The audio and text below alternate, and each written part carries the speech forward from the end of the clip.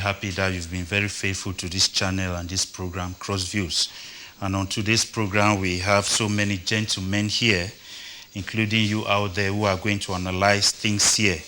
And without waste of time, I want to introduce the panelists that we have here. First of all, I want to introduce Dr. Busi Enes. You are highly welcome to another edition of Crossviews. Thank you, Mr. Moderator, Mr. Mwambo Williams, for this program, Crossview again. Let's look at the newspapers, and many issues have been woven over the newspapers, Mr. Williams, and we can see how a duo in Kribi killed the girlfriend, Mr. Moderator. It's so sarcastic to see that an administrator used a gun to kill the girlfriend. What examples are our leaders in Cameroon showing? So, Mr. Moderator, I want to say that our DOs, our administrators should be examples in this country. To see an administrator of that caliber, a DO, a divisional officer, kill the girlfriend is a sad news, Mr. Moderator. And another saga also happened in Phoenix, Boston, in Douala, Mr. Moderator, how a military person was killed because of 100 fans, because he used the toilet. And I want to say, where are we heading to in this country? First of all, I want to blame the management of Phoenix to say that issues like that should be handled through dialogue and not through harsh measures. And also, I know that they pay 100 francs there, but I think that the military man also was supposed to pay the 100 francs. But I learned that the military person insisted that he never had cash, Mr. Moderator. So it is very bad, and the government have sealed Phoenix, and it's not a good situation. And we need to look at the customer service in our country. And I want to say that the customer service in our country is so poor. At times, you even go to those who even pay ticket, the way they behave to you, Mr. Moderator, is to tell you that our customer service in our country is poor. And the killing of the Gerndame was a poor attitude. Thank you so very much. At this time, I'll introduce Mr. Ate Solomon, who is another panelist for the program today. You're highly welcome to another edition of Crossviews. Thank you, Mambo. It's a privilege for me to be here again to share my views on this powerful platform.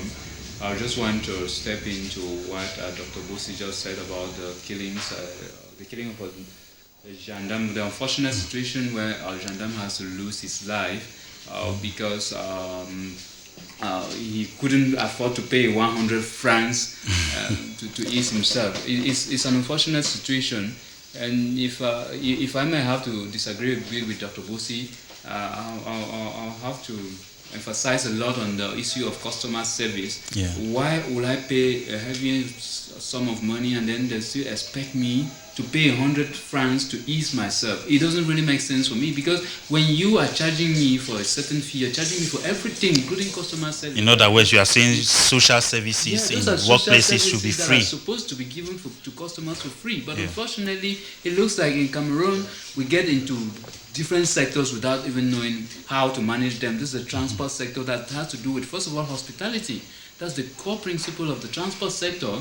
But we just get into it simply because somebody has millions in his bank account and then he wants to invest and buys buses and then recruits people. I'm really surprised, because I've been to Finesse before without doing their publicity. They are not really doing bad, but it was really surprising for me to get that kind of situation coming out from them, and to hear that you have to pay 100 francs before you can ease yourself. It's really bad for us. So we need to sit up. I would like to comment again this topic that we will eventually comment on, the outing of John Fru Ndi in the diaspora. Is really making waves, and I think that the statesman proved to be a statesman again. He was very objective on his point of view. A lot of people saying he was pan-Cameroonian. I want to first of all correct that assertion that his outing was not pan-Cameroonian outing. It was an objective analysis of the situation. Okay. And for the first time, dear viewers, who want to welcome Mr. Item Armstrong, who Mr. Item Armstrong is not a new face in my panelists, and he's not a new face in the TV analysis. He's not a new face in politics, and so, but he's a new face at CMTV this day on Crossview. You're highly welcome. Thank you, Mr. Mambo. It's a pleasure. I have been watching this program very closely. Thank you for creating a lot of waves, and I'm happy today to be a panel among educated people like Dr. Busi and Mr. Siri, and my fellow friend here. I think I will highly say that you are doing a good job. And I want to make this comment. We had witnessed another era where the name of the town had come back to its original name, the town of legendary hospitality. I think it has really been something that marveled me, because it appears somebody came and... Yes, we shall be talking on that, but I would like you to comment on this. The Limbe City Council says to bury the dead, you have to pay 300,000 francs. What's your take on that? I cannot really intrude into the affairs of municipalities, but in as much as the welfare of the society is concerned, I think the concern of the council should be to the best interest. You know, when somebody is deceased, the person is no longer alive. And what we humans have to do is that we have to give him a befitting burial. If now they are taxing individuals to pay a heavy sum of money before giving an individual a befitting burial, some people might be buried unbefitting, and it will not really accomplish the purpose of a burial in our society. So I am calling on the authorities concerned to really see into it, that maybe they look at the welfare of their communities first before taking any decision, because this kind of decision emanates from people who are self-centered. You know, the society that we live in today, people are money focused. They don't care whether you eat, they don't care whether the citizens are in good health, they don't care whether they are living in good homes. All they care is that they pick money out of their pocket. I don't see it reasonable for somebody to be bereaved, and then at the same time, instead of the community around him to condole with him, they instead turn around to be picking money from his pocket. You know, there's nothing wrong. I think when somebody is buried, no, the ground does not lose anything or gain anything, even though the yard in which the council has allocated for cemetery, they used to have a lot of, maybe the land surface might be small. Well, maybe they are trying to come up to the standards of the West, you know, talking about VIP cemeteries. That's why they want to limit the number of people. Maybe that's their idea, because they started it a few years ago, about 2 years ago, for VIP cemeteries. But now, at first, they were talking of about 10 lines of fence to be built before you bury somebody, but this time they have talked of 300,000.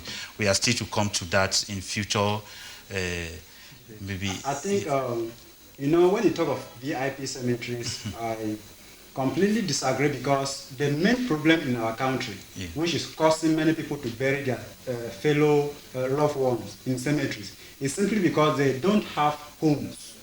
You know, if you have a home, a comfortable home, you will not dare take that person to a cemetery. For what? They bury them. For example, my fellow brothers in Bakweri land, you will always see their graveyard in front of their doors to show their love, their last respect for their fellow brothers. And that's what the Bakweri people are trying to come out, because the problem with our country is that there is abject poverty, and an average citizen cannot afford a land. You know, the land has become a hotcake whereby an average Cameroonian cannot afford. So for that reason, it is just traditional that if you cannot have a land where you will be buried, after death, you will be taken to a free land. And if the free land is almost up the level of a land, automatically some people will be getting rotting on earth, on the surface. Mr. Njomosiril, this time we hear the treasury in Yaoundé, the central treasury, got burnt, and maybe there are some monies that are missing. No, but the minister came out to reassure the people that salary will be paid.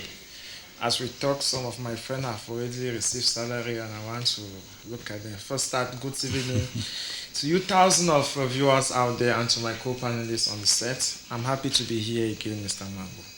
Thank you so very much. Dear viewers, we have a few topics that we are going to discuss on. But before I introduce these topics to you, let's have a jingle break, or let's go for a short break. When we come back, then you have the topics we have to discuss on.